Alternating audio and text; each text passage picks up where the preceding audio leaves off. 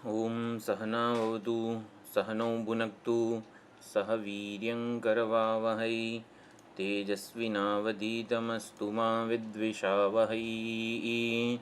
ओम शान्तिः शान्तिः शान्तिः। हरिः ओम श्रीगुरुभ्यो नमः। हरिः ओम। बरोबर છે।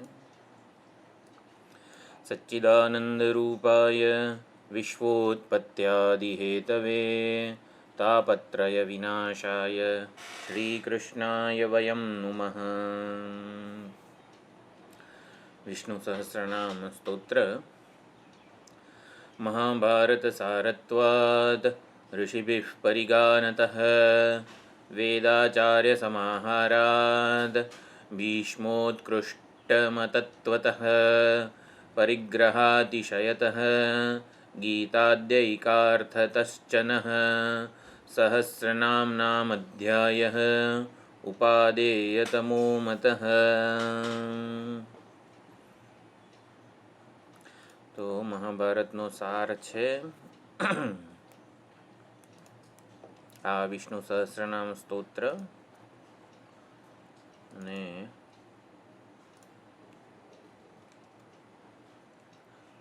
ભાષ્યકાર ના મંગલાચરણના શ્લોક બોલી લઈએ। सच्चिदानन्दरूपाय कृष्णाय क्लिष्टकारिणे नमो वेदान्तवेद्याय गुरवे बुद्धिसाक्षिणे कृष्णद्वैपायनं व्यासं सर्वलोकहिते रतं वेदाब्जभास्करं वन्दे शमादिनिलयं मुनिं सहस्रमूर्तेः पुरुषोत्तमस्य सहस्रनेत्राननपादबाहोः सहस्रनाम्नां स्तवनं प्रशस्तं निरुच्यते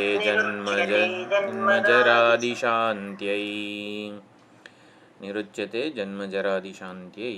તો આ પ્રમાણે ભાષ્યકાર ભગવાન આદિશંકરાચાર્યજીએ મંગલાચરણ કર્યું। આપણે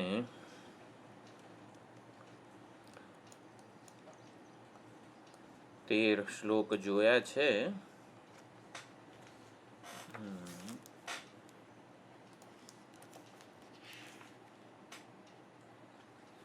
તો વિષ્ણુ સહસ્રનામ સ્તોત્ર નિત્ય પાઠ એમાં આપણે રોજ જે કરવાના હોય એમાં સંમિલિત થવું જોઈએ।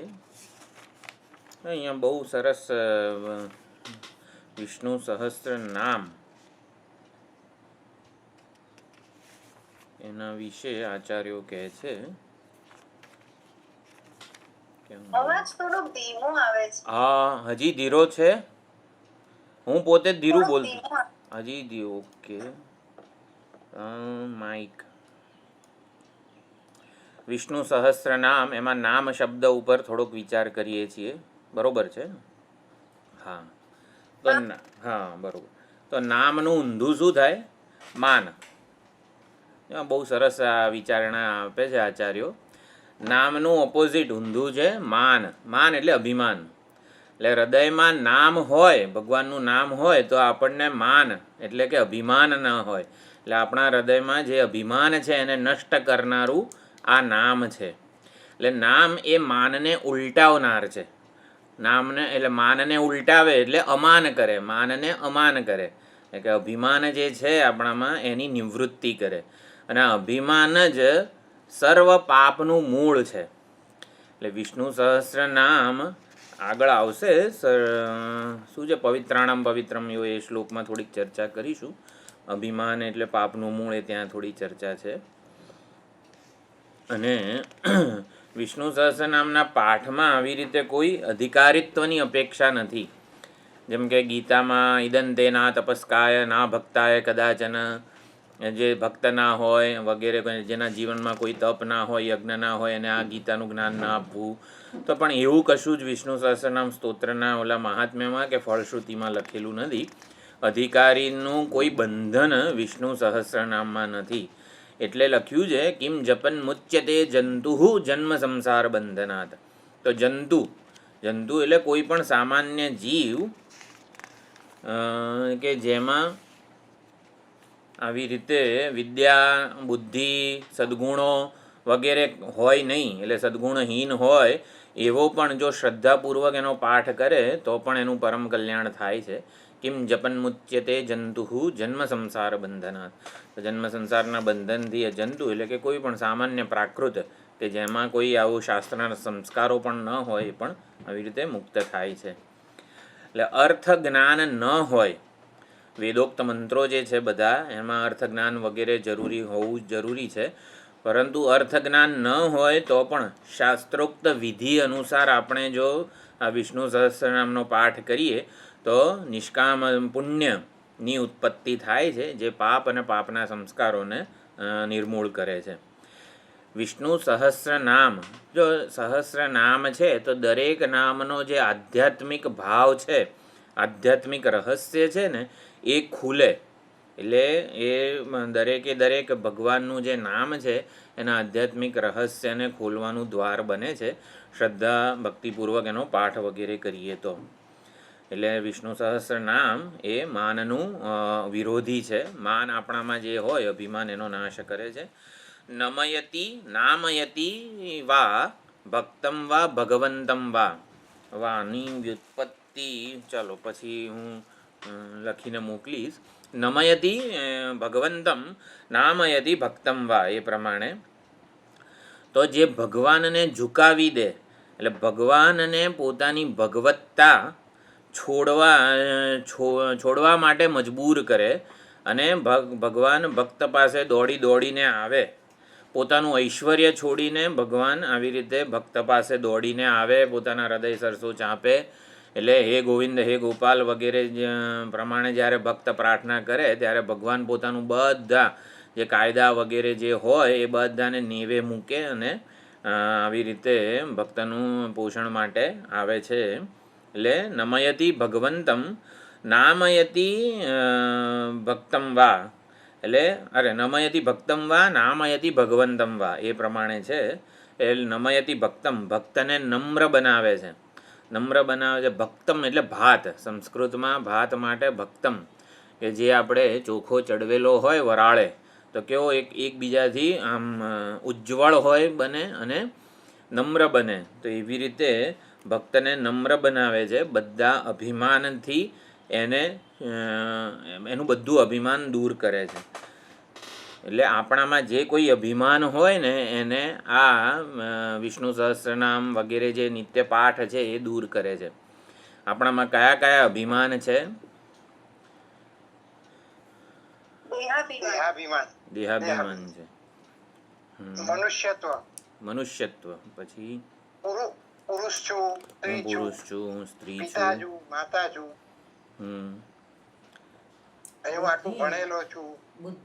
આવી ડિગ્રી ધરાવું છું, કરતા ભોગતા છું,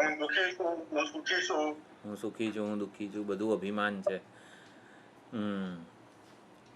વર્ણાશ્રમ ધર્મનું અભિમાન છે. દેહ, વય, અવસ્થા, કર્મો, ઉપાધિની મર્યાદા, ઉપાધિની વિશેષતા, આ બધાનું આપણે અભિમાન સેવીએ છીએ. એના મર્યાદા, ગુણો, વિશેષતાઓ બધું. એટલે અભિમાન એટલે તાદાત્મ્ય અધ્યાસ. અધ્યાસ એટલે ખાલી માની લીધું છે કે આ બધાનો માલિક હું છું, આ બધા માટે આ મારું બધું ઊભું કરેલું છે, એને અભિમાન કહેવાય. આપણું અંદર કોઈ એક્ટિવ રોલ ના હોય, ખાલી અભિમાન કરી લઈએ, એને ખાલી તાદાત્મ્ય કરી લઈએ, એને અભિમાન કહેવામાં આવે છે. તો નમયતિ ભક્તમ વા એટલે કે ભક્તના બધા અભિમાનની જે નિવૃત્તિ કરે છે એ આ નિત્ય પાઠ જે છે વિષ્ણુ સહસ્રનામ. નિધનમ કીધેલું છે, એટલે નિધાનમ પણ શબ્દ અર્થ કરેલો છે છેલ્લા શ્લોકમાં. એટલે નમયતિ ભક્તમવાનો એક અર્થ એ પણ કર્યો કે આપણા હૃદયને દ્રવિત કરે છે. આપણામાં હૃદયમાં નમ્રતા, વિનય વગેરે જન્માવે, એટલે ભગવાન માટે શ્રદ્ધા ભક્તિભાવ જન્માવે છે, એટલે હૃદયને દ્રવિત કરે છે.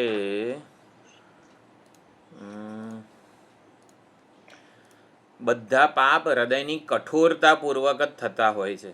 એટલે હૃદય જો નમ્ર બને તો પાપાચરણ જે છે એ પણ આપણા જીવનમાંથી જતું રહે. અનાદિનિધનમ ભગવાન નામ કલ્યાણનું ખજાનો છે. નિધાનમ એટલે કે કલ્યાણનો ખજાનો છે. બધા કલ્યાણ જે છે ને એ એમાં જ કેન્દ્રિત થયેલા છે. અને નિદાનમ પણ અર્થ કરેલો છે. નિદાન એટલે સૌથી આદિ કારણ, કે કલ્યાણનું સૌથી આદિ કારણ આ ભગવાન નામ છે.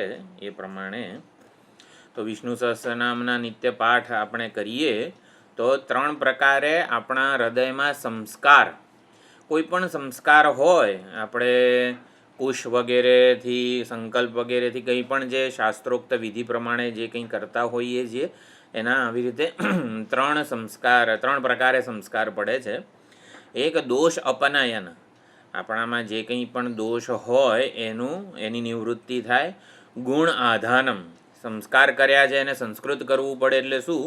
કર્ણવેદ સંસ્કાર, પછી જાત્યેષ્ટિક કર્મ સંસ્કાર વગેરે, સીમંત સંસ્કાર, આ બધા જેટલા પણ સંસ્કાર જે કરે છે શું? દોષ અપનયન, તો જે કંઈ પણ દોષ હોય પ્રકૃતિના એ બધા દોષનું અપનયન નિવૃત્તિ થાય. ગુણ આધાનમ, જે કંઈ પણ ગુણો જે છે એનું આધાન થાય. સંસ્કૃત કરીએ, સંસ્કાર આપીએ એટલે ગુણ આધાન થાય. અને હીન અંગ પૂર્તિ, જે કોઈ ત્રુટિ હોય, જે કંઈ પણ ભૂલ થઈ ગઈ હોય, એટલે હીન અંગ હોય, હીન અંગ એટલે જાણે કે ધ્યાન કર્યું હોય ત્યારે ધારો કે ધ્યાન ભગવાનનું ન થયું હોય અને ધ્યાન કર્યા વગર સીધું આવાહન કર્યું હોય, અથવા તો ધ્યાનનો મંત્ર ધ્યાયામી આવાહયામી વગેરે જ્યારે કરીએ ત્યારે આપણું મન ચિત્ત બીજે ક્યાંક જતું રહ્યું હોય તો એ હીન અંગની પૂર્તિ પણ આ સંસ્કાર દ્વારા થાય છે. એટલે આ પ્રમાણે 3 પ્રકારે સંસ્કાર છે. બધા શ્લોકો છે. મંત્ર તંત્ર છિદ્રમ દેશકાલાદિવસ સર્વમ કરોતિ નિશ્ચિદ્રમ નામ સંકીર્તનમ હરેહે. તો હરિનું નામ સંકીર્તન જે છે એ સર્વમ કરોતિ નિશ્ચિદ્રમ, સર્વને નિશ્ચિદ્ર બનાવી દે છે. એક આટલું બધી સુંદર ચર્ચા છે. તો યુધિષ્ઠિરે ભીષ્મ પિતામહને પ્રશ્ન પૂછ્યો છે, કો ધર્મ સર્વધર્માણામ ભવતઃ પરમો મતઃ. એટલે એ પહેલાં ભીષ્મ પિતામહે અનેક બધા ધર્મોનું નિરૂપણ કર્યું, રાજધર્મ, ક્ષાત્રધર્મ વગેરે. અને એમાં પછી યુધિષ્ઠિર પ્રશ્ન પૂછે છે. એટલે ભીષ્મ પિતામહે જે બધા ધર્મોનું વર્ણન કર્યું, વૈરાગ્ય રાગ ઉપાધિભ્યામ આમનાતઃ ઉભયલક્ષણમ.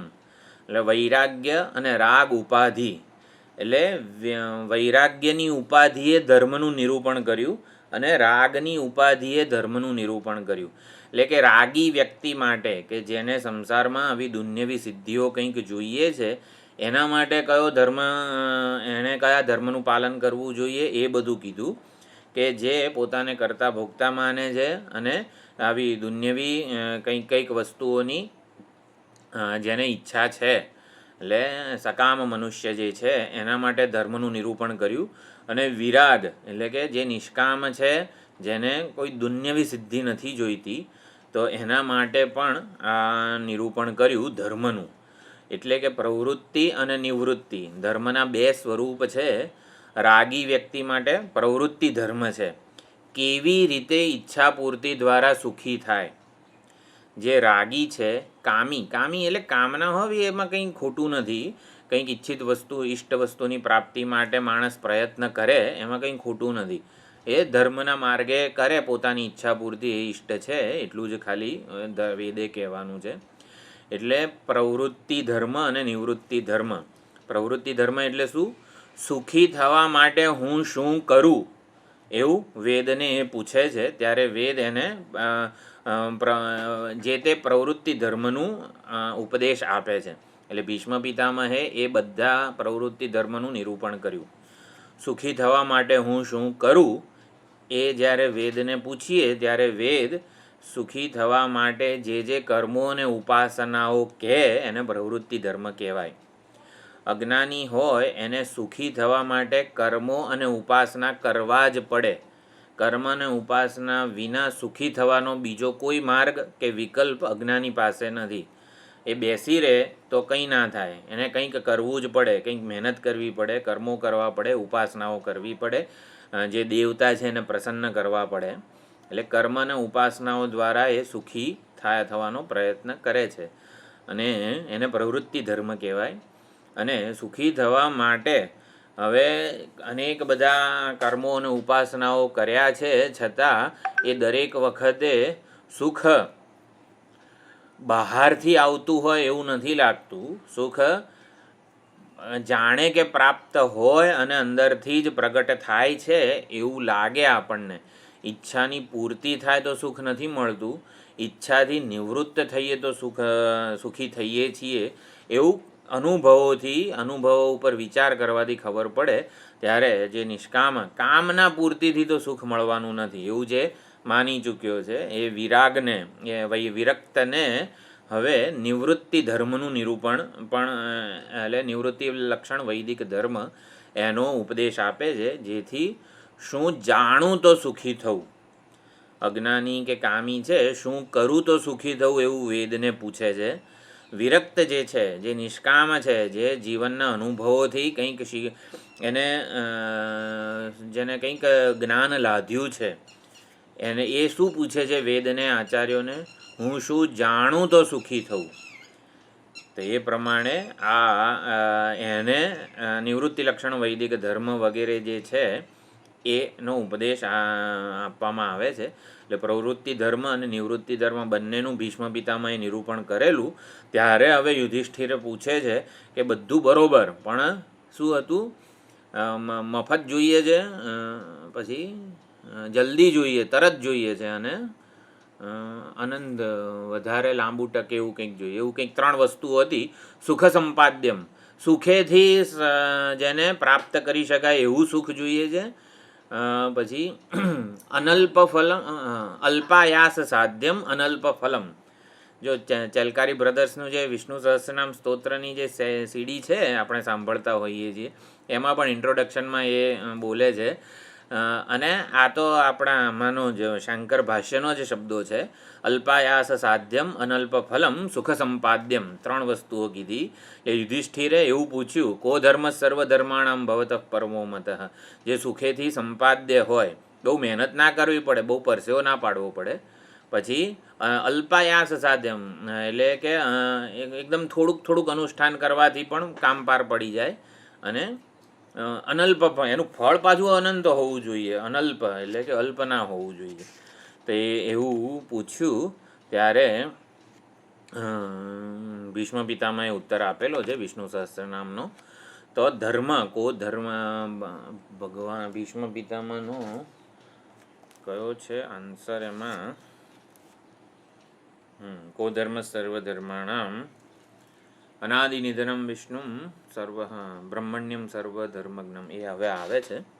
તો ધર્મની વ્યાખ્યા ભાગવતમાં શું કરી છે, અયંતુ પરમો ધર્મ યદ યોગેન આત્મદર્શનમ. અયંતુ પરમો ધર્મ, શ્રેષ્ઠ પરમ ધર્મ કયો છે, યત યોગેન, જેની સાથે જોડાવાથી, જેના યોગથી આત્મદર્શન થાય, એને પરમ ધર્મ કીધો છે. જેની સાથે જોડાવાથી, એટલે આપણા મનનું જેની સાથે જોડાણ થાય તો આપણને ભગવત દર્શન થાય, પરમાત્મા દર્શન થાય, આત્મદર્શન થાય, એને પરમ ધર્મ કીધો છે. આપણા મનનું જેની સાથે જોડાવાથી પરમાત્મા દર્શન થાય એને પરમ ધર્મ કીધેલો છે. એટલે નામ જપ વગેરે જે છે એનું અહીંયા હવે મહાત્મ્ય બતાવવામાં આવે છે. એક શબ્દ હતો સતતોત્થિત, એના વિશે એક ટીકામાં મળેલું છે. કયું હતું, પુરુષ સતતોત્થિત, એક શબ્દ કયા છે, 11મા શ્લોકમાં છે. જગત પ્રભુમ દેવદેવમ અનંતમ પુરુષોત્તમમ સ્તુવન નામ સહસ્રેણ પુરુષ સતતોત્થિત.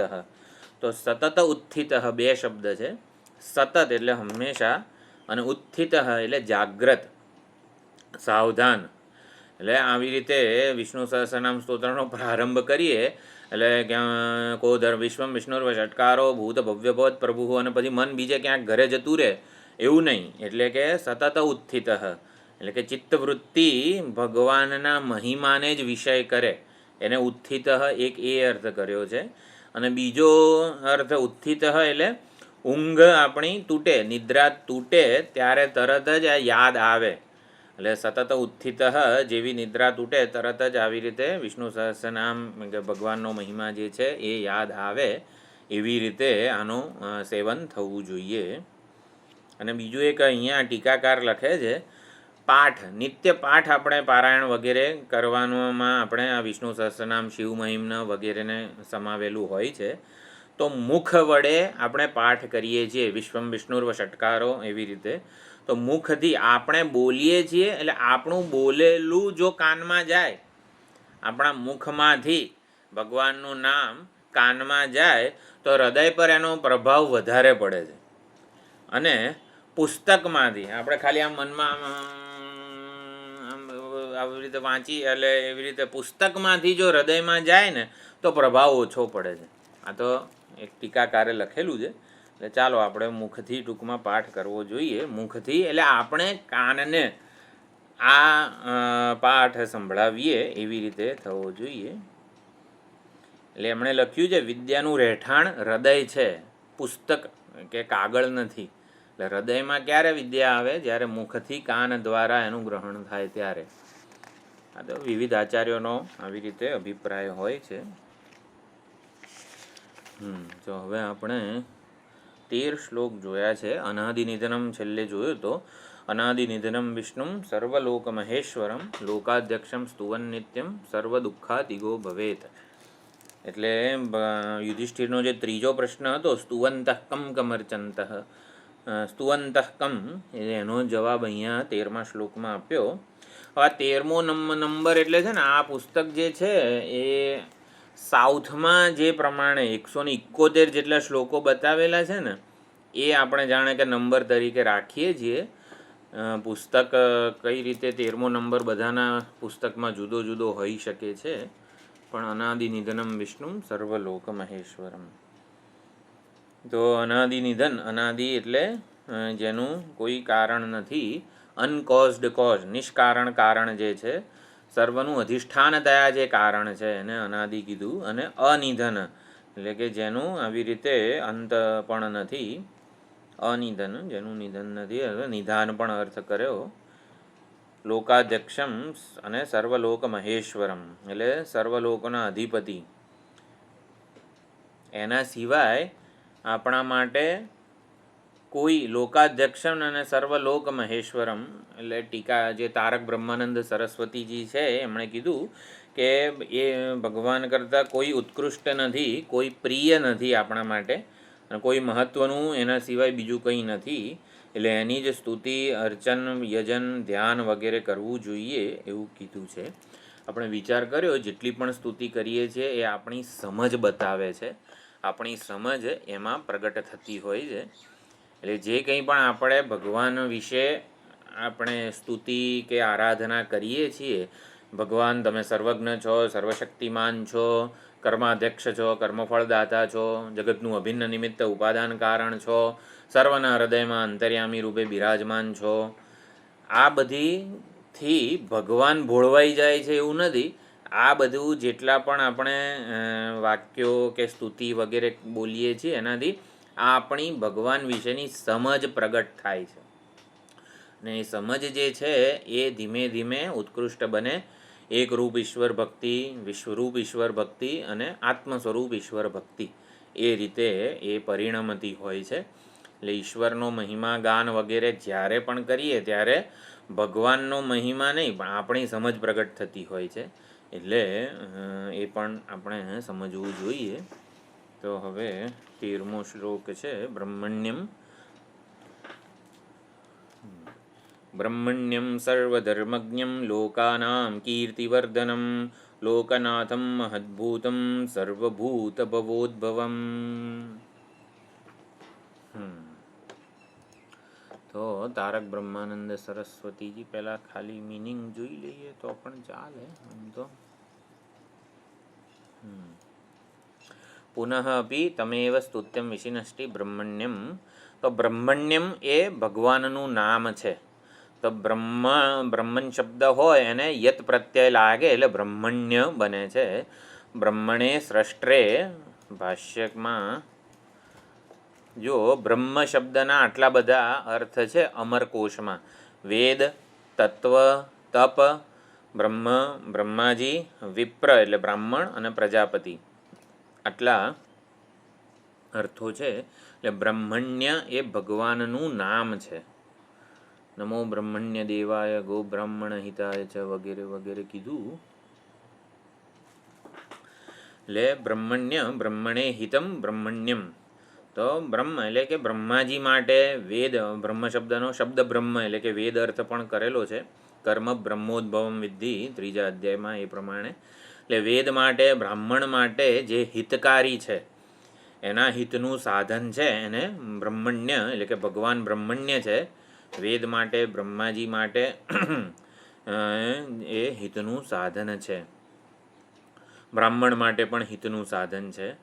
તો બ્રહ્માજી માટે હિતનું સાધન કઈ રીતે છે? તો યો બ્રહ્માણમ વિદધાતિ પૂર્વમ, બ્રહ્માજીને આ વેદોક્ત બધું જ્ઞાન આપીને આવી રીતે જેમણે સંપૂર્ણ સૃષ્ટિ વગેરેનું જ્ઞાન આપ્યું, એટલે બ્રહ્માજી માટે હિતકારી છે.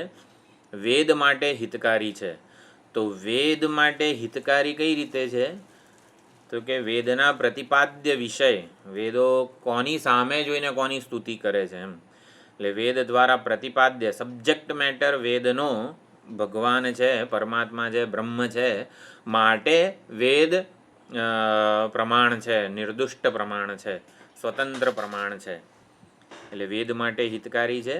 વેદને જે પ્રમાણિત કરે છે ભગવાન, વેદને પ્રમાણિત કરે છે. પ્રમાણિત કરે છે એટલે વેદને પ્રામાણ્ય આપે છે.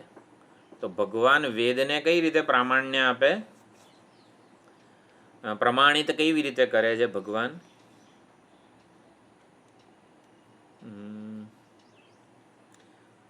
જો પ્રમાણ એટલે કોણે કીધું એમ, તો આપણે કહીએ ભાઈ આ પ્રમાણ છે.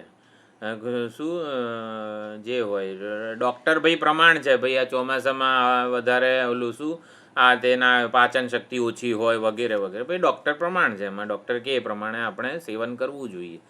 તેમ વેદને પ્રમાણિત કરે છે ભગવાન. એટલે વેદ વિદેવચાહમ,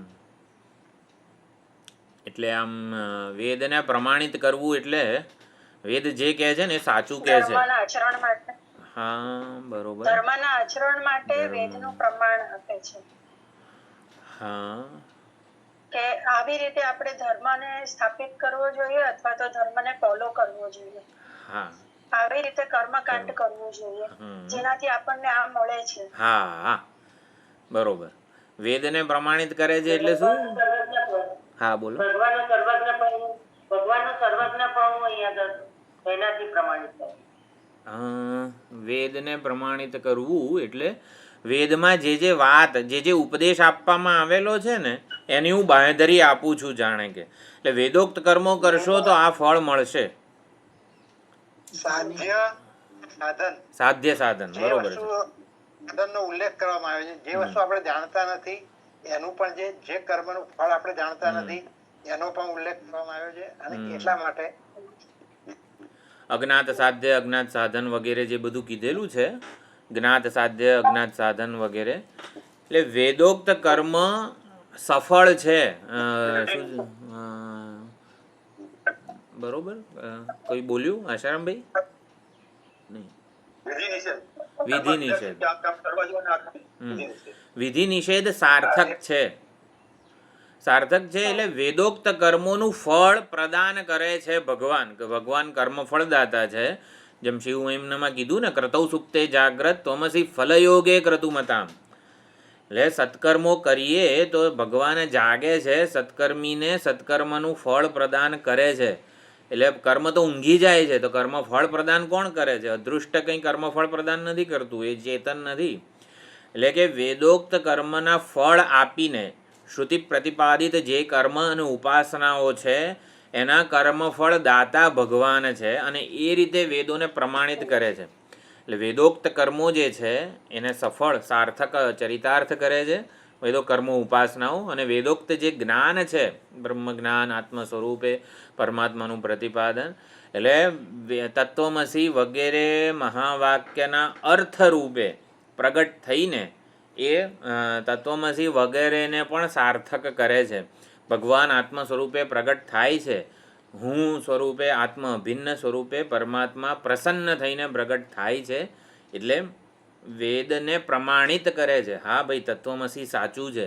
તત્વમસીથી અધિકારી શ્રોતામાં પ્રમા જન્મે છે, ઐક્યની પ્રમા જન્મે છે એટલે એને બ્રહ્મણ્ય કીધા છે. ભગવાનને બ્રહ્મણ્ય કીધા છે. શબ્દ બ્રહ્મ વેદને પ્રમાણિત કરે છે, વેદના સબ્જેક્ટ મેટર છે, પ્રતિપાદ્ય વિષય છે, બ્રહ્માજી માટે હિતકારી છે, બ્રાહ્મણ માટે હિતકારી છે. એટલે નમો બ્રહ્મણ્ય દેવાય વિપ્ર પૂજનમાં આપણે આ શ્લોક બોલતા હોઈએ છીએ. બ્રાહ્મણ માટે હિતકારી છે. બ્રાહ્મણ એટલે વૈદિક કાળની કે એવી રીતની વાત હોય તો એની પાસે કમાણીનું કોઈ સાધન નહોતું. બ્રાહ્મણો કર્મ દ્વારા કમાણી ન કરી શકે, વ્યાપાર ન કરી શકે, દેશની રક્ષા માટે પણ બંદૂક વગેરે કશું ધારણ ન કરે, શસ્ત્ર વગેરે. એટલે બ્રાહ્મણનું કર્તવ્ય શું હતું એ વખતે કે વેદ કે શાસ્ત્રની રક્ષા કરવી અને વેદ અને શાસ્ત્રને પ્રમાણિત કરવા કે ખરેખર સંયમપૂર્વકનું કે જેને કહેવાય ને સાદું સરળ જીવન જીવવાથી પણ આવી રીતે ભરણ પોષણ વગેરે ભગવાન કરે છે. એટલે બ્રાહ્મણનું ભરણ પોષણ કરવા દ્વારા કે જે પોતે પોતાના એટલે જેને કહેવાય ને સકામ પ્રયત્નો વગેરે નથી કરતો, કમાણી નથી કરતો, જે એ બ્રાહ્મણ જે છે એનું ભરણ પોષણ કરવા દ્વારા બ્રાહ્મણ માટે હિતકારી છે. તો બ્રાહ્મણોને એટલે આપણા એ વખતે જે રામચરિત માનસ ને વગેરેમાં પણ વિપ્ર પૂજનનું ઘણું બધું મહત્ત્વ છે. શ્રાદ્ધ પક્ષના તે બધું છે. શ્રદ્ધાપૂર્વક કરીએ તો 100% ભગવાનને જે પ્રિય હોય એ કરીએ એટલે ભગવાનના પ્રિય આપણે થઈએ. એટલે ભગવાન કહે છે કે આ બધા બ્રાહ્મણો છે એ મારા એજન્ટ છે, એને હું વધારે કમિશન આપું છું. એજન્ટ હોય કે ઓલું જે માર્કેટિંગ ના કરે, આપણી પ્રોડક્ટનું માર્કેટિંગ કરે તો કેવું એને કમિશન મળે. તો એવી રીતે બ્રાહ્મણો જે છે ને મારું માર્કેટિંગ કરે છે, મારું વિજ્ઞાપન, મારી જાહેરાતો કરે છે એમ સર્વ બધી સ્તુતિઓ ગાઈને. એટલે બ્રાહ્મણોને છે ને હું કમિશન વધારે આપું છું. એટલે એ મારું માર્કેટિંગ કરે છે, વિજ્ઞાપન કરે છે. આજે બ્રાહ્મણો ના હોય તો આપણને ભગવાન વિશે કોણ જાણકારી વગેરે આપે. એટલે એ રીતે પણ બ્રાહ્મણોને એજન્ટ કીધા છે ભગવાને. તો આ પ્રમાણે વિદ્યા વિનય સંપન્ન સાત્વિક બ્રાહ્મણ જે હોય એના માટે હિતકારી છે. એ પોતે વેદોક્ત જીવન જીવે છે, ધર્મના અનુશાસનમાં જીવન જીવે છે અને બધાને એનો બોધ આપે છે. એટલે બ્રાહ્મણ્ય પછી બ્રાહ્મણ્ય તપ પણ અર્થ કરેલો છે બ્રહ્મનો. તો તપસે હિતમ એટલે તપસ્વી માટે હિતકારી છે. તપસ્વી માટે જે સહાયક છે એવા એને બ્રહ્મણ્ય કીધો છે. એટલે બ્રહ્મનો અર્થ તપ એવો પણ કર્યો તો પછી આ પ્રમાણે તપસ્વી માટે હિતકારી છે. અને કીર્તિ લોકાનામ કીર્તિ બ્રહ્મણ્ય દ્વારનો બીજા કોઈ અર્થ જોઈ લઈએ આપણે. વેદ તત્વ તપ બ્રહ્મા પ્રજાપતિ ઇતિ અમરો તદ વેદ ગૃહીત્વા બ્રાહ્મણાય તપસે શ્રુતયે વા હિતમ. એટલે તપનો અર્થ કરેલો આપણે તપસ્વી માટે જે હિતકારી છે. શ્રુતયે શ્રુતિ માટે હિતકારી છે. સર્વાન ધર્માન જાનાતી સર્વધર્મજ્ઞ અર્થ કર્યો. હિતમ ઇતિ તદ્ધિતાર્થ યો વૈ વેદાંશ્ચ પ્રણીનોતિ તસ્મૈ બ્રાહ્મણ જાતિમ પ્રતિ હિતત્વમ ચ. જો આ શ્લોક છે ને બહુ સરસ છે. ભગવદ્ ગીતાના જે શરૂઆતનું ઉપોદ્ઘાત ભાષ્ય છે ને એમાં ભગવાને પોતાના અવતારનું પ્રયોજન કીધું હતું. એમાં આ જ સંદર્ભ છે. યમ દેવમ દેવકી દેવી દીપ્તમગ્નિમ ઇવ અરણિ ભૌમસ્ય બ્રહ્મણ ગુપ્ત્યૈ વસુદેવાત અજીજનત. આ જે બીજી લીટી છે ને ભૌમસ્ય બ્રહ્મણ ગુપ્ત્યૈ, ભૌમ એટલે ભૂમિ, તો ભૂમિના બ્રાહ્મણોના બ્રાહ્મણત્વની રક્ષા માટે ભગવાન વસુદેવના અંશ રૂપે આવી રીતે અજીજનત જન્મ્યા છે. એટલે કે એમણે અવતાર ધારણ કરેલો છે. ભગવદ્ ગીતાનું જે શાંકર ભાષ્યની શરૂઆત થાય છે ઉપોદઘાત, એમાં બીજા પાને જ ભૌમસ્ય બ્રાહ્મણસ્ય બ્રાહ્મણત્વસ્ય રક્ષણાર્થમ વસુદેવ દેવકીના અંશ રૂપે આવી રીતે બહુ સુંદર એ વાક્ય છે. અવતાર રહસ્ય ભગવાને ત્યાં પ્રગટ કરેલું છે. ધર્મનો રાસ થયો ત્યારે ધર્મની રક્ષા માટે અવતર્યા હતા. તો બ્રાહ્મણ માટે હિતકારી. અને પછી આપણે એ વખતે સ્વામીજીએ ઘણી ચર્ચા કરી હતી કે બ્રાહ્મણત્વસ્ય રક્ષણાર્થમ, ભગવાનનો અવતાર બ્રાહ્મણોના બ્રાહ્મણત્વની રક્ષા માટે થયો છે. બ્રાહ્મણત્વની રક્ષા થાય તો કેવી રીતે સમગ્ર સમાજ કે જગતનો ઉદ્ધાર થાય, એ બહુ સુંદર રીતે એ વખતે સમજાવેલું હતું. આપણી નોટમાં એ બધું લખેલું હશે. પછી બીજું છે તપસે હિતમ. તપસે હિતમ એટલે તપશ્ચર્યા જે છે, આ એક મહાભારતનું વાક્ય છે. આને જ વેદાંતી તપ કહે છે. બધું ઘણા બધા તપ કરતા હોય છે, તો સાચું તપ કોને કહેવાય? મનસઃ ચ ઇન્દ્રિયાણામ ચ ઐકાગ્ર્યમ પરમમ તપઃ. મન અને ઇન્દ્રિયોની એકાગ્રતા જે છે એ જ પરમ તપ છે, એ પ્રમાણે કીધેલું છે. ઇતિ યુક્ત તપસઃ ઈશ્વર પ્રણિધાનાદ્વા, એટલે કેમ ગયું? ઈશ્વર પ્રણિધાન, યમ નિયમ આસન પ્રાણાયામ પ્રત્યાહાર ધ્યાન ધારણા સમાધિ. ઘણું બધું અઘરું લાગતું હોય તો પછી યોગ સૂત્રએ કીધું ઈશ્વર પ્રણિધાનાત. આ બધી વસ્તુઓ યમ નિયમ માટે આપણે પ્રયત્ન કરીએ કોઈ પણ તપ સિદ્ધ થાય એના માટે, એના કરતાં ઈશ્વરની શરણાગતિ, ઈશ્વર પ્રણિધાન, ઈશ્વરની શરણાગતિ હશે તો કોઈ પણ તપ જે ઈશ્વર પ્રણિધાનાત વા, કે કાં તો આ બધું ધારણા ધ્યાન યમ નિયમ વગેરે કરો અથવા ઈશ્વરની શરણાગતિ સ્વીકારો તો દ્રષ્ટાનું સ્વરૂપે અવસ્થાન થઈ જશે. એટલે ઈશ્વર પ્રણિધાન યોગ સૂત્રો જે છે એમાં પતંજલિ મુનિએ ભગવાનની શરણાગતિ જે છે, એટલે કોઈ પણ તપ કોને કહેવાય? ઈશ્વરની શરણાગતિને ત્યાં તપ કીધેલું છે. ઈશ્વર સમર્પિત જીવન છે એ જ ખરું તપ છે. હા, શ્રુતયે હિતમ, શ્રુતિ માટે હિતકારી છે. તો શ્રુતિ હિતત્વમ, તો શ્રુતિ ચોરમ સોમકમ હત્વા, તો એ કોઈક હશે આવી રીતે શ્રુતિને ચોરનારો, એનું હનન કરીને શ્રુતિ આહરણાત બાદરાયણાદ્યાત્મના વેદ પ્રવર્તનાદ્વા બોધ્યમ શાસ્ત્ર યોનિત્વ અધિકરણ ન્યાયેન. તો શ્રુતયે હિતમ, શ્રુતિ માટે હિતકારી શું છે? તો શાસ્ત્ર યોની, શાસ્ત્રની યોની છે. યોની છે એટલે પ્રમાણ છે, શાસ્ત્રનું કારણ છે. આ બંને અર્થ કરેલા છે એના દ્વારા. અને વેદ વ્યાસજી રૂપે અવતરીને સમગ્ર વેદ જે છે એને આવી રીતે 4 શાખામાં વિભાજિત કર્યા અને 4 શાખાનું પ્રવર્તન કર્યું. એટલે વેદ વ્યાસજી રૂપે અવતરીને વેદનું પણ હિત કર્યું. હા, પછી શાસ્ત્ર યુગવેદ કર્તૃત્વા તદર્થ ભૂતાન પ્રવૃત્તિ લક્ષણ નિવૃત્તિ લક્ષણ ધર્માન જાનાતિ ઇતિ સર્વધર્મજ્ઞ. તો બ્રહ્મણ્યમ સર્વધર્મજ્ઞમ, તો સર્વધર્મોના જાણકારને સર્વધર્મ કીધા છે. પ્રવૃત્તિ લક્ષણ અને નિવૃત્તિ લક્ષણ બંને ધર્મના સ્વરૂપ છે. ધર્મ દ્વારા પ્રતિપાદ્ય છે, ધર્મ દ્વારા જેની પ્રાપ્તિ થાય એ પોતે પણ છે. એટલે ધર્મ સ્વરૂપ છે. તો આ પ્રમાણે કીધું સર્વધર્મજ્ઞમ. હવે કદાચ આ મીટિંગ પૂરી થશે તો આપણે ફરીથી જોઈન કરીશું. ધાર્મિક જીવન સર્વધર્મના, એટલે પોતે ધર્મ સ્વરૂપ છે માટે સર્વધર્મજ્ઞ કીધા છે.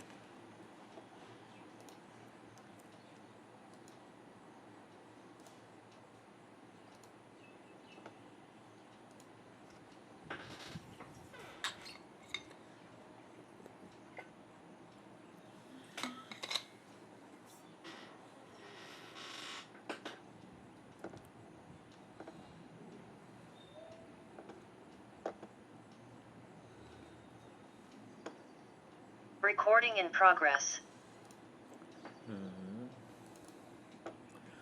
સર્વધર્મજ્ઞમ શાસ્ત્રયુનિતો જ્ઞાધાતો હાતો ઉપર. આ તારક બ્રહ્માનંદ સરસ્વતીજીમાં ઘણી વ્યાકરણની પણ ચર્ચા છે.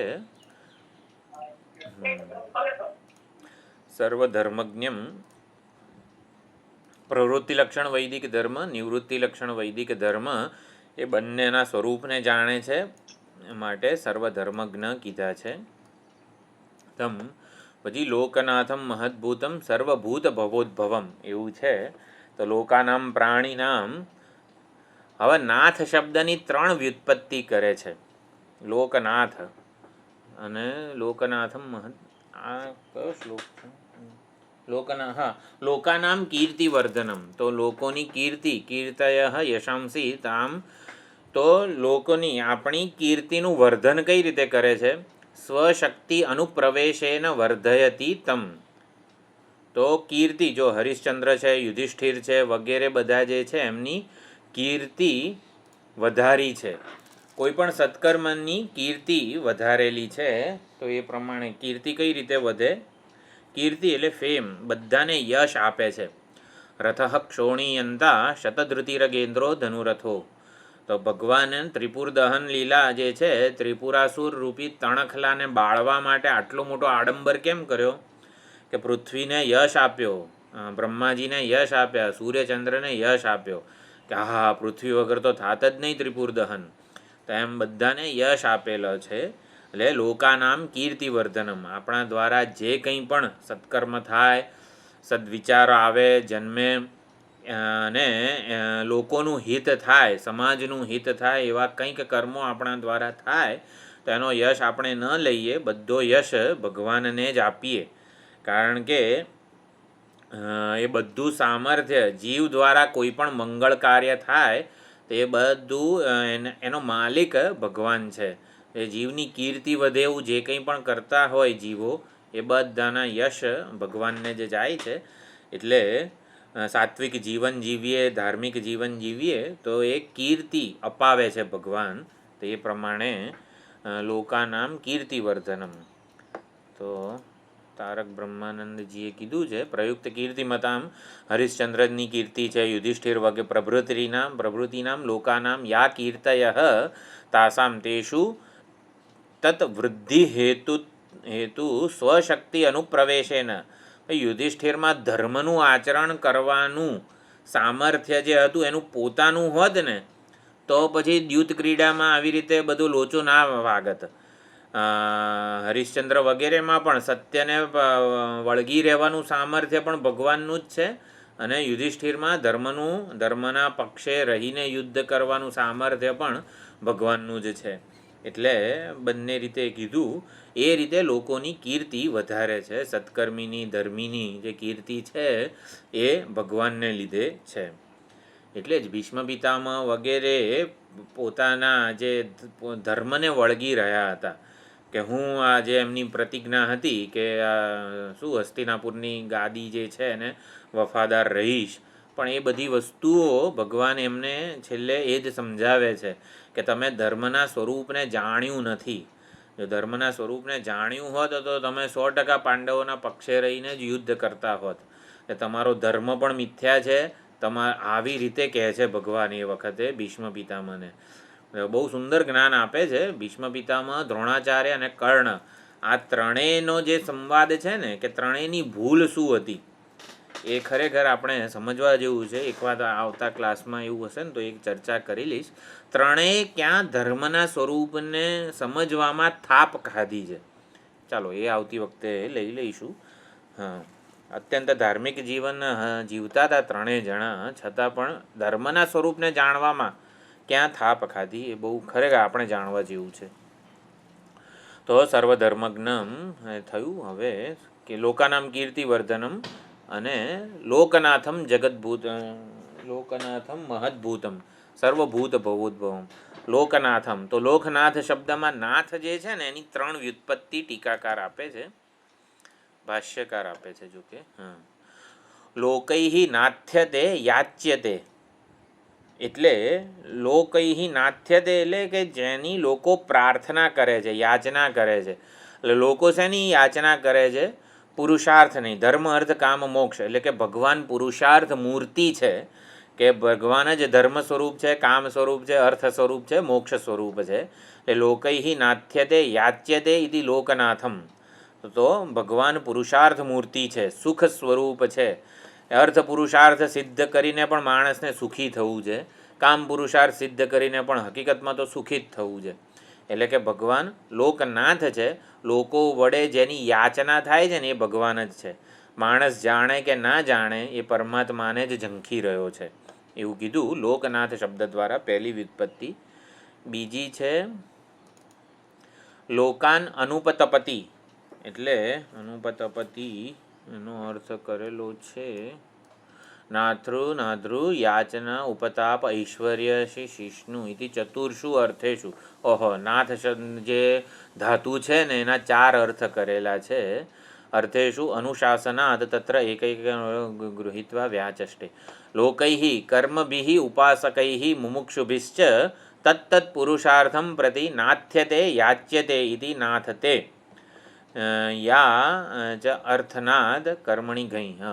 તો કર્મ કરનારાઓ, ઉપાસના કરનારાઓ, મુમુક્ષુઓ જે બધા છે એ બધાને તત્તત પુરુષાર્થ ની યાચના જેના વડે સફળ થાય છે. એટલે કે મુમુક્ષુઓ જેની યાચના કરે છે ને એ લોકનાથ ભગવાન છે. કર્મો કરનારા, ઉપાસના કરનારા પણ જેની યાચના કરે છે ને એ પણ ભગવાન જ છે. એટલે લોકૈઃ નાથ્યતે યાચ્યતે લોકાન પાપીનઃ નાથતે ઉપતપતિ. એટલે અહીંયા નાથ એટલે નથન કરે છે. જે કંઈ પણ પાપ કર્મ કરનારા છે, અધર્મીઓ જે છે એનું નિગ્રહ કરે છે, એને લોકનાથ કીધા છે.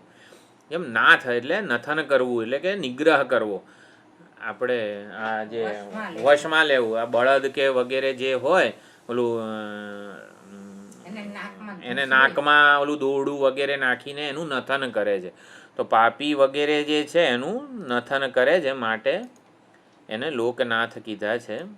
લોકાન પાપીનઃ નાથતે ઉપતપતિ ઇતિ ઉપપદ સમાસ. પછી લોકાન સૃજ્યાન સૃષ્ટિકાલે પ્રાપ્તે નાથતે આશાસ્તે ઇચ્છતિ ઇતિ પ્રત્યય સમાસૌ અભિપ્રેત્ય પૂર્વવત ઇતિ આશીઃ અર્થમ. તો આશીષ અર્થ કરેલો છે. જો 4 અર્થ અહીંયા ટીકામાં આપ્યા છે. કયા છે? નાથૃવાળું કેમ ગયું? યાચના, ઉપતાપ, ઐશ્વર્ય અને આશી. આ 4 અર્થ હું કઈ રીતે બતાવું? યાચના, ઉપતાપ, ઐશ્વર્ય અને આશી, આવા 4 અર્થ કરેલા છે નાથ ધાતુના. તો યાચના એટલે આપણે પહેલો અર્થ કર્યો, લોકૈઃ યાચ્યતે નાથ્યતે. પછી ઉપતાપ એટલે પાપીઓને આવી રીતે તપાવે છે, રડાવે છે. ઐશ્વર્ય અને આશીષી એટલે સંપૂર્ણ લોક જે છે સૃષ્ટિકાળે બધાને નાથે છે. એટલે આશાસ્તે ઈચ્છતી,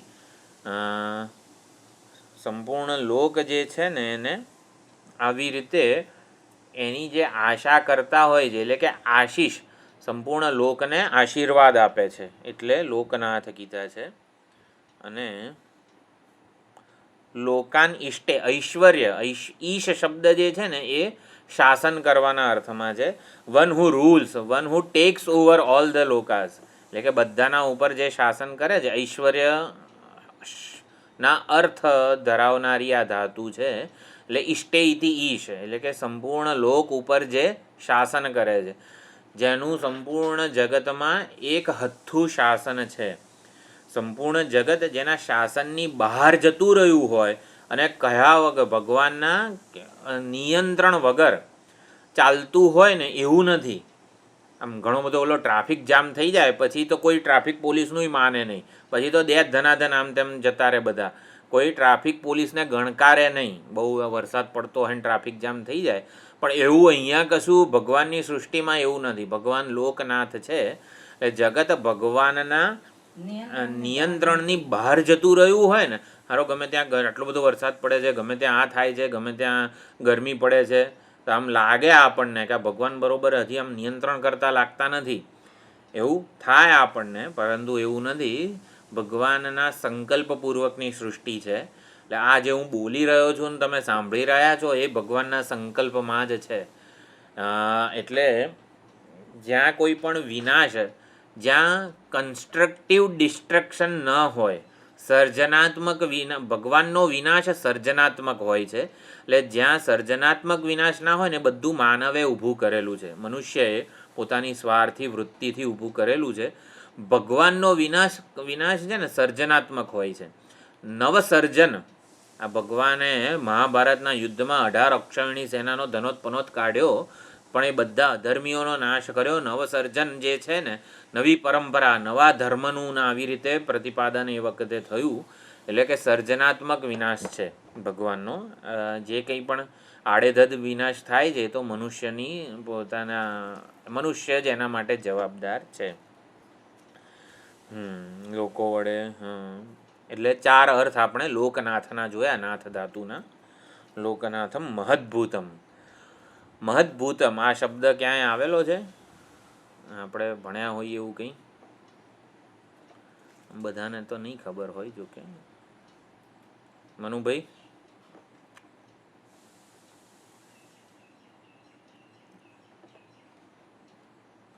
જયપ્રકાશભાઈ, મનુભાઈ કદાચ ખબર હોય. ભગવદ ગીતામાં છે. ના, ભગવદ્ ગીતામાં ખબર નહીં. આમ તો જો કે બધાને ભણેલા જ છે. પ્રજ્ઞાબેન બધા આપણે ભણેલા છીએ. સુધાબેન પણ સૈંધવ ખિલ્યવાળી કંડિકા ભણ્યા છીએ આપણે. બરોબર ને? સ યથા સૈંધવ ખિલ્ય ઉદકે પ્રાસ્ત. તો સૈંધવ ખિલ્યને સમુદ્રના પાણીમાં નાખવામાં આવે તો એ ઉદકમ એવા અનુવિલીયત, એ પૂરેપૂરો ઓગળી જાય છે.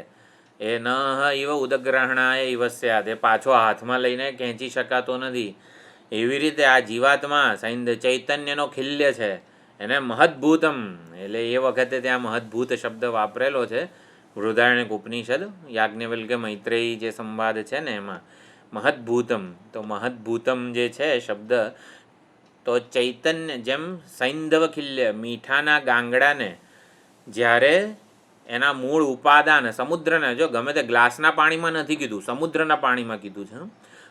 ત્યાં સમુદ્રના પાણીમાં નાખવામાં આવે ત્યારે પૂરેપૂરો વિલીન થઈ જાય છે, પાછો આવતો ન. એનું ખિલ્યપણું જે છે ને એ નષ્ટ થઈ જાય છે પૂરેપૂરો. એને આત્યંતિક બાદ પ્રલય કીધેલો છે સૈંધવ ખિલ્યનો.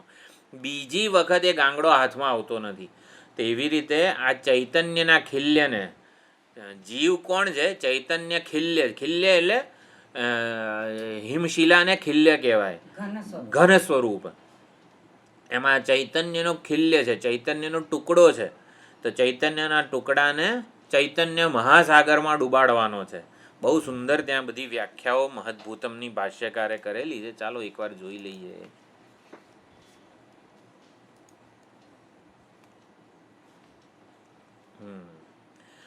મહાન ભૂત, મહદ્ભૂત. ઇદમ એ અદ્વૈતમ મહદ્ભૂતમ, મહચ્ચ તદ્ભૂતમ. 3 પ્રકારે મહદ્ભૂતની ભાષ્યકારે ત્યાં ચર્ચા કરેલી છે.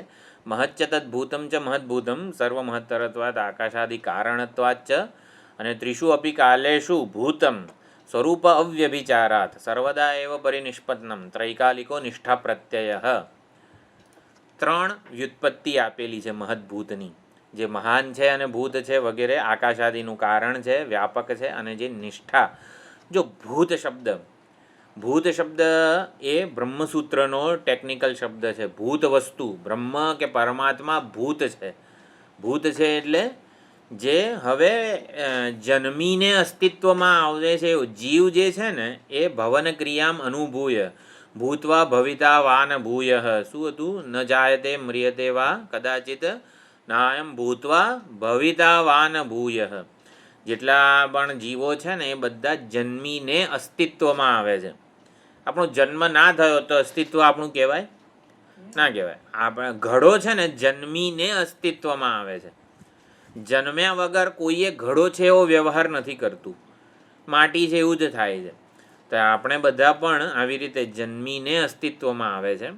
તો ભૂત કોને કહેવાય? બ્રહ્મને ભૂત કીધું છે, પરમબ્રહ્મ પરમાત્માને, કે જે સ્વયં અસ્તિત્વ સ્વરૂપ છે, જેને અસ્તિત્વમાં આવવા માટે જન્મવાની જરૂર નથી. ન જાયતે, બ્રહ્મ અજન્મા છે. એટલે શું?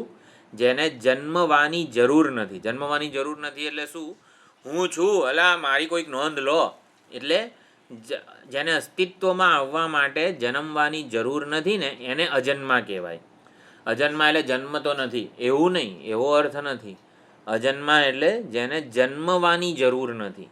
જન્મીને અસ્તિત્વમાં આવવાની જરૂર નથી. કેમ? કારણ કે જે સ્વયં અસ્તિત્વ સ્વરૂપ છે. તો ચાલો આપણે આના અર્થ જોઈ લઈએ. મહદ્ભૂતમ તો જે મહાન પણ છે અને ભૂત પણ છે. તો ભૂત એટલે વર્તમાન જે હોય ને એને લિવિંગ ઇન પ્રેઝન્ટ, એટલે કે જે ભૂત છે વર્તમાન છે, સિદ્ધ છે. તો પરિનિષ્ઠિત વસ્તુ આ પણ શબ્દ બ્રહ્મસૂત્રનો છે. એટલે આકાશ આદિ સર્વનું કારણ છે અને બધાથી મહાન છે, વ્યાપક છે. એટલે ત્રણેય કાળે જેના સ્વરૂપનો વ્યભિચાર ન થાય ને એને ભૂત કહેવાય. એટલે કે જન્મ સ્થિતિ પ્રલય બધું થાય જગતનું, છતાં પણ જેના સ્વરૂપનો વ્યભિચાર ન થાય એને ભૂત કહેવાય. ભૂત વર્તમાન ભવિષ્યમાં જે બદલાય નહીં એવું ને એવું રહે એને ભૂત કહેવાય. જેનું અસ્તિત્વ ત્રણેય કાળે એવું ને એવું રહે એવા અસ્તિત્વ સ્વરૂપને ભૂત કહેવાય છે.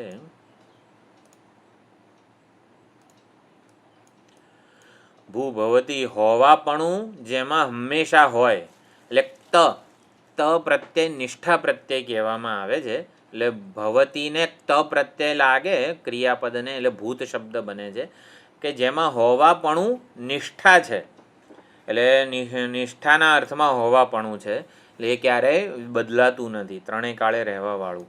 એટલે પરમાત્મા મહાન પણ છે અને ભૂત પણ છે, સ્વયં અસ્તિત્વ ધરાવે છે. અસ્તિત્વથી જે વિખૂટું પડતું નથી, વ્યભિચાર જેનો થતો નથી, જેમાં અસ્તિત્વ વિદાય ન લે એને ભૂત કહેવાય. પરમાર્થવાચી છે. અથવા ભૂત શબ્દ પરમાર્થવાચી મહચ્ચ પારમાર્થિકમ ચ મહદ્ભૂતમ. પારમાર્થિકતા બતાવવા માટે ભૂત શબ્દ છે. ભસ્મીભૂત એટલે ભસ્મ થઈ ગયું, હજુ બધું ભસ્મ થવાનું નથી. તેમ મહદ્ભૂત એટલે મહાન થવાની સીમાને એ હવે પ્રાપ્ત થઈ ગયું છે, હજી વધારે મહાન થઈ શકે એમ નથી. એટલે મહદ્ભૂત એટલે અંતિમ મહાન, મહાનતાની સીમાની અવધિરૂપ થઈ ગયું છે. પારમાર્થિક મહાન છે, હવે એનાથી વધારે નિરતિશય મહાન છે. લૌકિકમ તુ યદ મહદ્ભવતી સ્વપ્ન માયાકૃતમ. એટલે લૌકિક ઘણી બધી વસ્તુઓ મહાન હોય પરંતુ એનું ગ્રહણ નથી. મહાનતાના અંતિમ પારમાર્થિક રૂપનું જ અહીંયા ગ્રહણ થયેલું છે. હિમાલય મહાન છે પણ પરમાર્થ મહાન નથી. એટલે મહદ્ભૂતના ત્રણ અર્થ થયા. જે મહાન છે અને ભૂત છે, જે મહાન છે અને બધાનું કારણ છે, અને જે મહાન છે પારમાર્થિક છે, ત્રણેય કાળે જે અસ્તિત્વ ધરાવે છે. તો આ પ્રમાણે મહદ્ભૂતમ એ બૃહદારણ્યક શ્રુતિનો જ આ શબ્દ છે.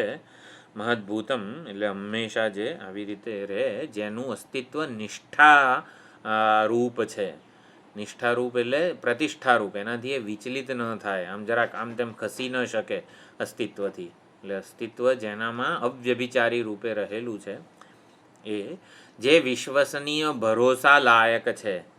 એટલે કે જે વ્યભિચારી ન હોય એનો આપણે ભરોસો કરી શકીએ. એટલે પરમાત્માના આવી રીતે આપણે શરણે જઈએ તો એ આવી રીતે ધૂરી જે નાભી શું અરાઈવ રથના ભવ, જેમ ધૂરી જે છે ને જગતની ધૂરી છે ભગવાન.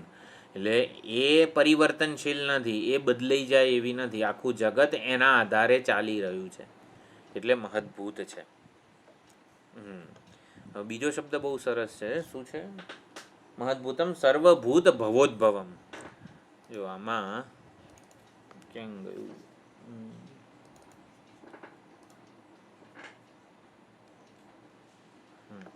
તો સર્વભૂત ઉદ્ભવ કરમ. મહદ્ભૂતમ વિશ્વ ઉત્કર્ષણ ભૂતમ.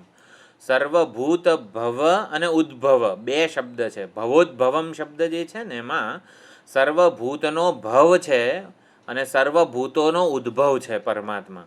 તો સર્વભૂતોનો ભવ સંસાર યત સકાશાદ ઉદ્ભવતી તમ. તો બે શબ્દ છે. સર્વભૂતોનો ભવ છે, સર્વભૂતોનો ઉદ્ભવ છે. તો ભવ એટલે ઉત્પત્તિ અને ઉદ્ભવ એટલે ઉન્નતિ. સર્વભૂતોની ઉન્નતિ કરનાર પરમાત્મા છે, સર્વભૂતોની ઉત્પત્તિ કરનાર પણ પરમાત્મા છે. એટલે ભવ અને ઉદ્ભવ, ઉત્પત્તિ અને ઉન્નતિ. સર્વ લોકોને ઉત્પત્તિ કરનાર કોણ હોય? આપણા પિતા હોય.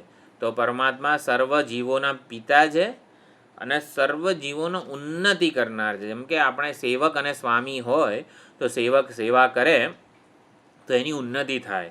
તો આપણા સર્વ જીવોના સ્વામી છે એટલે ઉદ્ભવ છે, ઉન્નતિ કરે છે, ઉન્નતિ માટે જવાબદાર છે, અને સર્વ જીવોના પિતા છે, ઉત્પત્તિ કરનાર છે. ઉત્પત્તિ અને ઉન્નતિ આપણા પિતા પણ છે અને આપણા સ્વામી પણ છે. તો એ રીતે સર્વભૂત ભવોદ્ભવમ.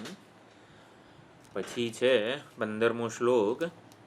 એષ મે સર્વધર્માણાં ધર્મોऽધિકતમો મતઃ યદ્ભક્ત્યા પુંડરીકાક્ષં સ્તવૈરર્ચેન્નરઃ સદા.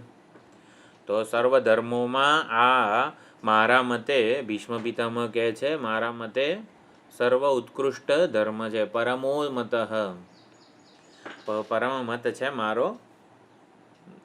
સર્વધર્માણામ અધિકતમ ધર્મ મે મતઃ, મારા મતે આ વિષ્ણુ સહસ્રનામ નિત્ય પાઠ પારાયણ જે છે, જપ, એ સર્વધર્મોમાં અધિકતમ મત છે કે યદ ભક્ત્યા પુંડરીકાક્ષમ સ્તવૈહિ અર્ચેત નરઃ.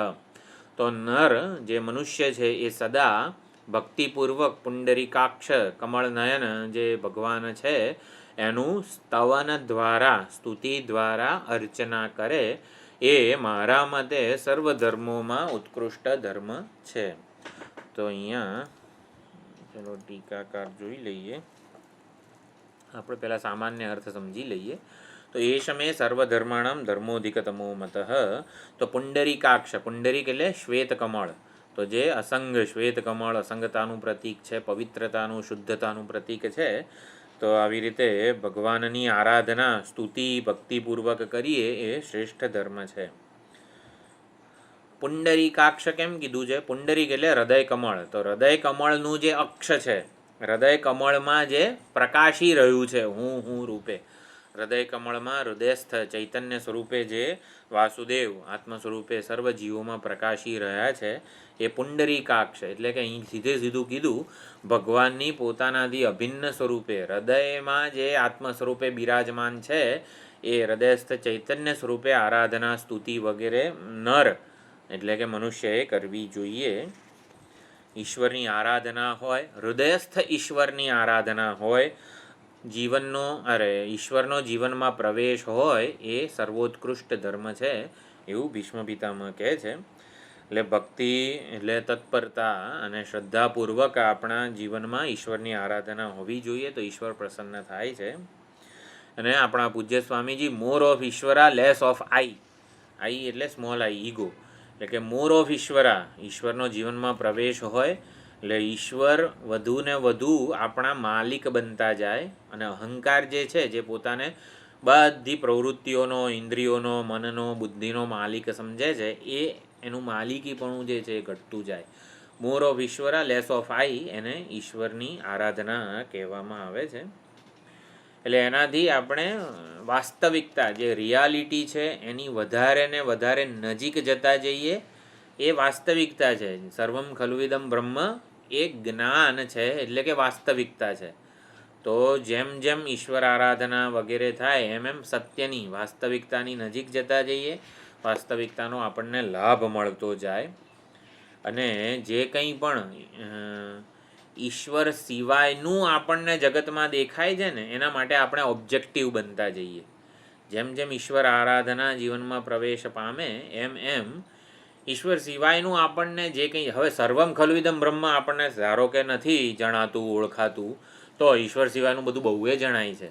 તો ઈશ્વર સિવાયનું જે કંઈ જણાતું હોય એના માટે આપણે ઓબ્જેક્ટિવ, નિષ્પક્ષ બનતા જઈએ છીએ ઈશ્વરની આરાધના કરવાથી. એટલે ઈશ્વર આરાધના એ સર્વોત્કૃષ્ટ ધર્મ છે, એવું ભીષ્મ પિતામહ કહે છે. અને બીજું, ધર્મમાં અધિકતા શું છે? પરમ શું છે? ધર્મો અધિકતમો મતઃ.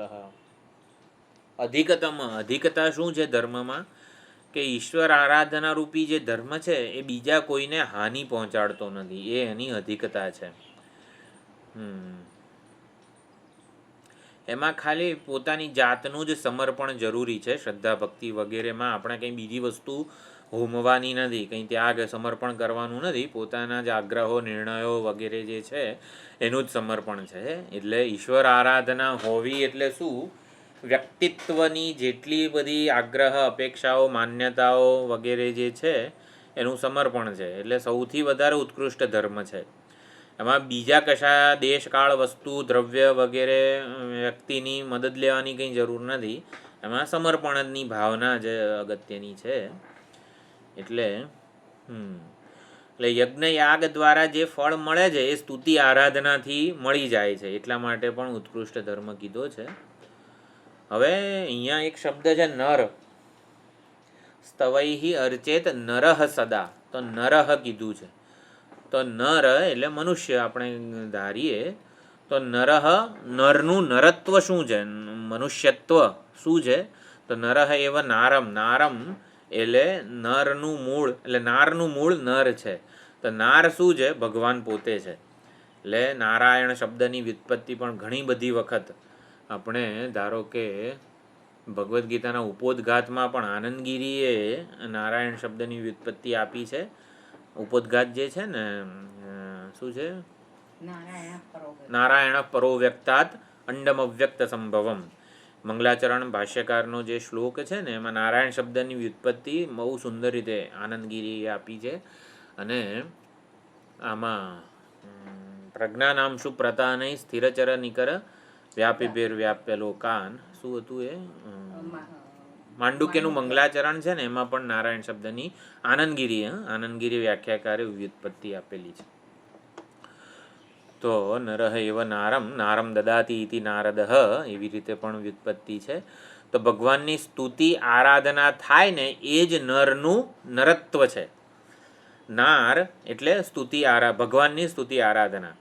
તો નર જ્યારે ભગવાનની સ્તુતિ, નારાયણની સ્તુતિ આરાધના કરે ને એ જ એનું નરત્વ છે, મનુષ્યત્વ છે, એવું પણ આચાર્યો કહે છે. હવે એ સમયે સર્વધર્માણામ ધર્મોધિકતમો મતઃ. અધિકતમ ધર્મ આ છે, શ્રેષ્ઠ ધર્મ આ છે. એટલે પણ બીજા બધા અશ્વમેધ ને બધા કેટલાય બધા સત્કર્મો છે, ઉપાસનાઓ છે, જપ છે, તપ છે, વ્રત છે, યાત્રા છે. તો એમાં વળી આ ઈશ્વરની સ્તુતિ આરાધના રૂપ ધર્મને તમે કેમ વધારે ઉત્કૃષ્ટ કહો છો? તો કે અહીંયા ઘણી બધી, હવે ઓલા તારક બ્રહ્માનંદ સરસ્વતીજી છે, ઘણા બધા કોટેશન્સ આપે છે.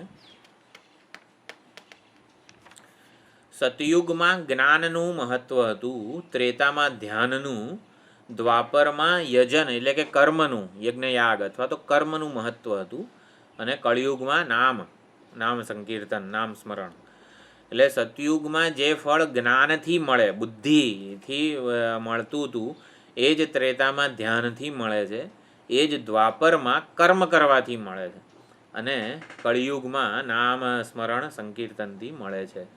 એટલે આત્માનો નિવાસ, પરમાત્માનો નિવાસ સતયુગમાં બુદ્ધિમાં હતો, ત્રેતામાં મનમાં થયો, દ્વાપરમાં પરમાત્માનો નિવાસ આપણે કર્મ કરે, દ્વાપર યુગમાં કર્મનું પ્રાધાન્ય હતું એટલે કર્મમાં થયો પરમાત્માનો નિવાસ, અને કળિયુગમાં પરમાત્મા ક્યાં આવીને નિવાસ કરે છે? નામમાં, એટલે વિષ્ણુ સહસ્ત્ર નામ.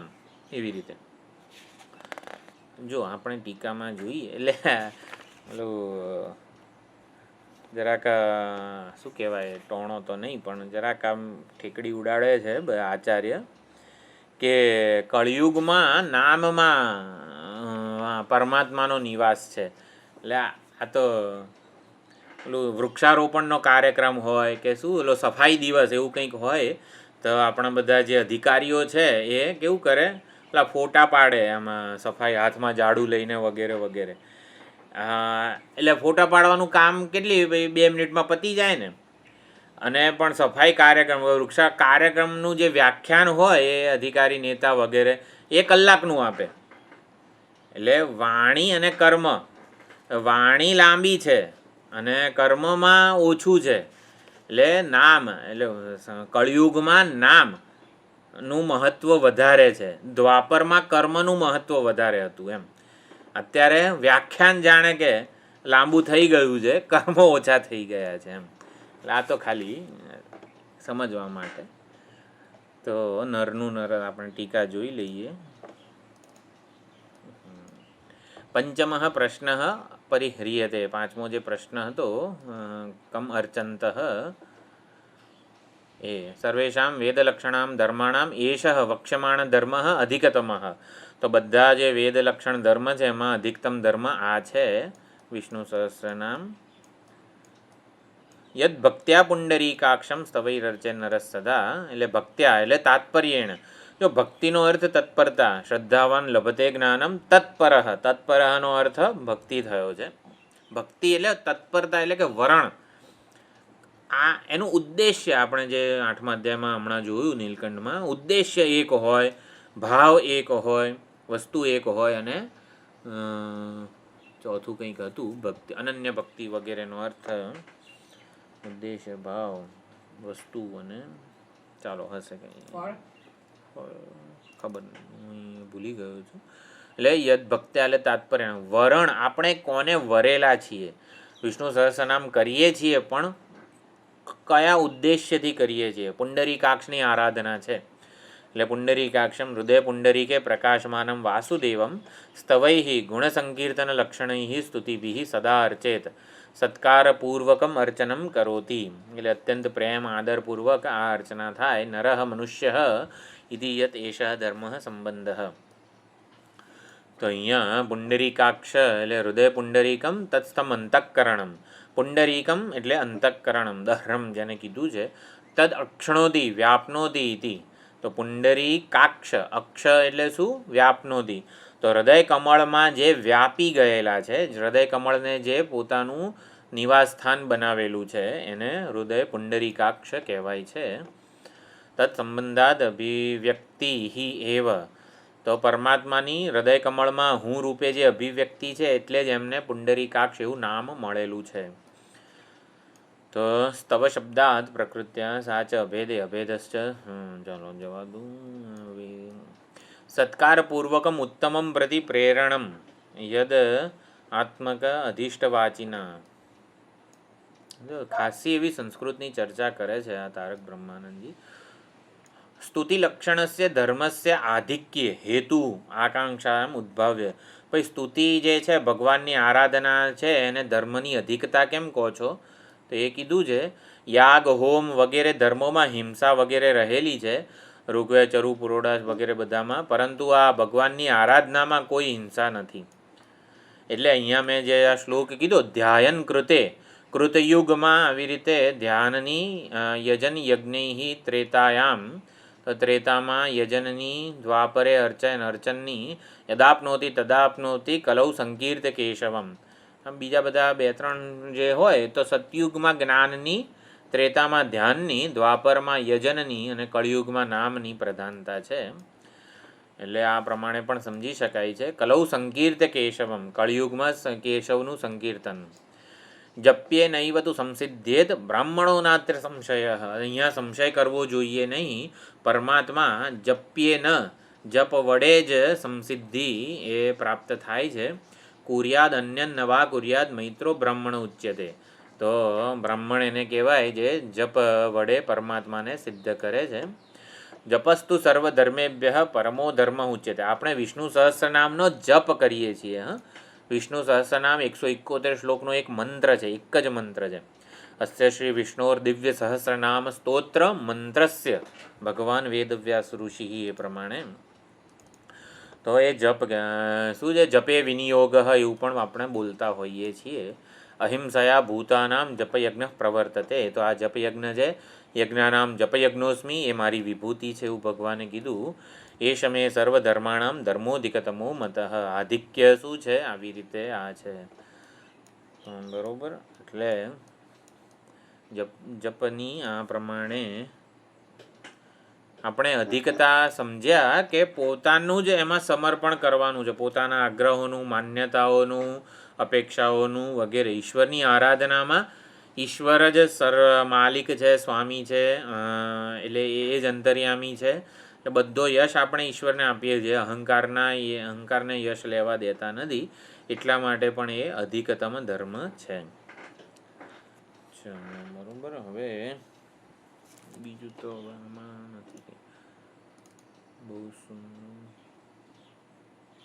કિમ વાપ્યેકમ પરાયણ. અચ્છા, આગળનો શ્લોક છે આ તો.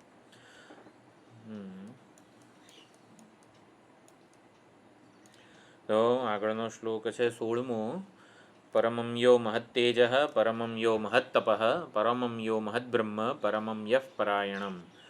તો ભગવાન જ મહત્તેજ છે, પરમ છે અને મહત્તપ પણ છે.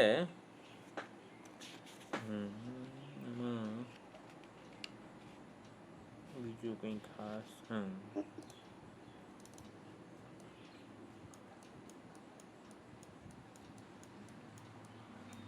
પરમં યો મહત્તેજઃ દ્વિતીયમ પ્રશ્નમ સમાધત્તે. તો બીજો જે પ્રશ્ન કો દેવ સર્વધર્માણામ ધર્મોધિકતમો મતઃ દૈવતમ લોકે કિં વાપ્યેકમ પરાયણમ વગેરે જે પ્રશ્ન હતો એ અહીંયા એનું સમાધાન આપે છે. પરમમ યો મહત્તેજઃ એટલે પરમમ પ્રકૃષ્ટમ અને મહત એટલે બૃહત, તેજ એટલે ચૈતન્ય લક્ષણમ સર્વાવભાસકમ એવું તેજ જે સ્વયં પ્રકાશ છે, જેના લીધે સૂર્યચંદ્ર વગેરે બધાનું તેજ છે. સૂર્ય ચંદ્રમાં તત્ તેજો વિદ્ધિમામકમ આપણે અર્થ કર્યો. સૂર્ય ચંદ્ર વગેરે જે છે એ પરમાત્મા પરમધામ જે છે એને પ્રકાશી શકતા નથી. એટલે શું? સૂર્ય અને ચંદ્રમાં અંધકાર નિવૃત્તિનું જે સામર્થ્ય છે ને એ પરમાત્માનું છે. શું? સૂર્ય ચંદ્ર પ્રભાસ્મી શશિ સૂર્યયોહો એવું કીધું. અને 15મા અધ્યાયમાં શું કીધું? યદ તદ ભાસતે સૂર્ય ન તદ ભાસયતે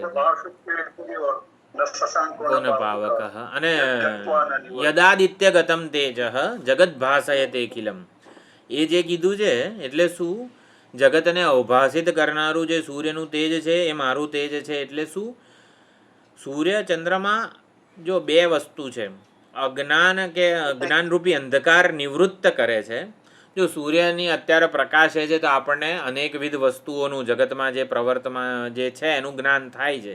તો સૂર્યમાં અંધકાર નિવૃત્તિનું સામર્થ્ય ભગવાનનું છે. અને સૂર્ય અંધકાર નિવૃત્ત કરે પછી જે આ વૃક્ષ છે, આ ઘડો છે, આ મોબાઈલ છે એવું જ્ઞાન શેનાથી થાય છે? વૃત્તિથી થાય છે આપણને. તો વૃત્તિ ક્યાં છે? હૃદયમાં છે. હૃદયમાં ચૈતન્ય ચિદાભાસ રૂપે અવતરીને એને પ્રકાશે છે. એટલે સૂર્ય ચંદ્રમાં પ્રકાશવાનું સામર્થ્ય કે તેજ મારું છે. એટલે આ રીતે આપણે સમજવાનું છે. અને સૂર્ય ભગવાનને કે પરમાત્માને પ્રકાશિત કરતો નથી. એટલે સૂર્ય ભગવાનની સ્વયં પ્રકાશ પરમાત્માની આડેના અજ્ઞાનને નિવૃત્ત નથી કરતો. ભગવાનના સ્વરૂપમાં સૂર્ય પ્રકાશતો નથી એટલે અંધારું અંધારું છે એવું નહીં. ભગવાન એટલે સૂર્ય ભગવાનના સ્વયં પ્રકાશ સ્વરૂપની આડે જે અજ્ઞાનનું આવરણ છે ને એને દૂર નથી કરતો. એટલે સૂર્ય પ્રકાશતો નથી એનો ભૌતિક પ્રકાશ. હા, ભૌતિક પ્રકાશ હોય. અત્યારે સૂર્ય પ્રકાશે છે પણ આપણું મન ના હોય કોઈક જગ્યાએ કે કોઈ બોલતું હોય તો આપણું ધ્યાન ના જાય.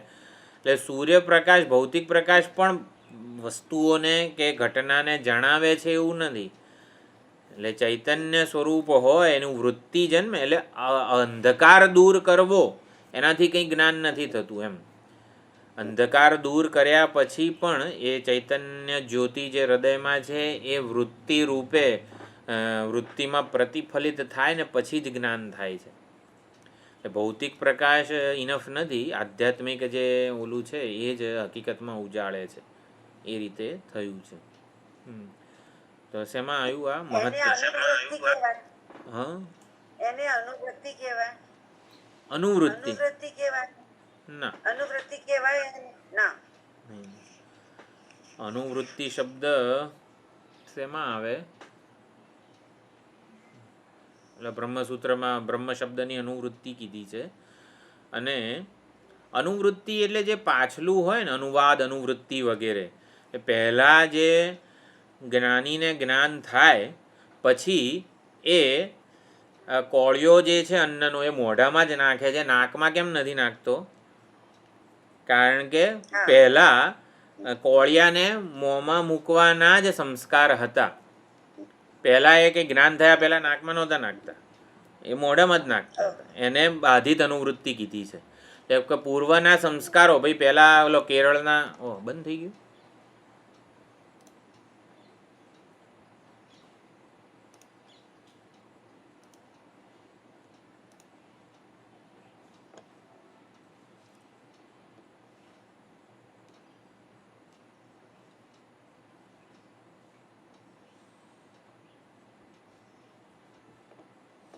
Recording in progress. પહેલાંના સંસ્કાર પ્રમાણે જ ચાલુ રહે છે જ્ઞાનીનો બધો વ્યવહાર. એ કેરળના કે સાઉથના કોઈક હોય મહાત્મા તો એને ભાત વધારે ભાવે, ઉત્તરના જે હોય એને રોટલી વધારે ભાવે, એમ એને બાધિત અનુવૃત્તિ કીધેલી છે. તો એ પ્રમાણે ચાલો આવતી વખતે જોઈશું. બ્રહ્મણ એ સમયે સર્વધર્માણામ ધર્મો દિગતમો મત એ થઈ ગયું. પરમમ યો મહત્તેજ પરમમ યો મહત્તપ પરમમ યો મહદ્બ્રહ્મ પરમમ યઃ પરાયણ. કેટલા વાગે મને તો ખબર જ નથી. 10:21 થઈ. ચાલો આવતી વખતે આવતા રવિવારે કશું છે કંઈ નથી નહીં. આવતા રવિવારે 9 વાગે મળીશું. ચંદ્રગ્રહણ આપણે બધું આ ગઈકાલે રાત્રે સારું લાઈવ સ્ટ્રીમિંગમાં આવ્યું નથી, પણ માતાજીએ સ્વામીજીને ઘણું કીધું. આપણે આ સ્વામીજીએ માઇકમાં બોલ્યા ચંદ્રગ્રહણ વગેરે વિશે. એટલે એમાં જપ વગેરે જે છે ગ્રહણ કાળમાં આ જપ આપણા ગુરુમંત્રનો અથવા તો આપણે જે કંઈ પણ નિત્ય પાઠ વગેરે કરીએ છીએ એનો પાઠ પારાયણ જે છે ને એ અક્ષય, એટલે એનું પુણ્ય જે છે એ કયા મહાત્મા બોલતા હતા એ બહુ યાદ નથી મને, એટલે ખબર નથી પડી. કોઈક શંકરાચાર્યનો જ અવાજ હોય એવું લાગ્યું મને. એટલે ગ્રહણમાં આવી રીતે ગ્રહણ કાળ છે તો પાઠ પારાયણ વગેરે જે છે એ વધારે કરવાના છે એવું કીધું એમણે. તો આપણે જે કંઈ પણ નિત્ય પાઠ પારાયણ કરતા હોઈએ એ વધારે કરવાનું છે ગ્રહણમાં. પ્રજ્ઞાબેન તમારી પાસે છે ઓડિયો ક્લિપ કે એવું કંઈ? હા હા તો મોકલજો ને, વાંધો નહીં, એટલે હું આ ગ્રુપમાં મૂકી શકું. ઓમ પૂર્ણમદઃ પૂર્ણમિદં પૂર્ણાત પૂર્ણમુદચ્યતે પૂર્ણસ્ય પૂર્ણમાદાય પૂર્ણમેવાવશિષ્યતે. ઓમ શાંતિ શાંતિ શાંતિ. હરિ ઓમ શ્રી ગુરુભ્યો નમઃ. હરિ ઓમ.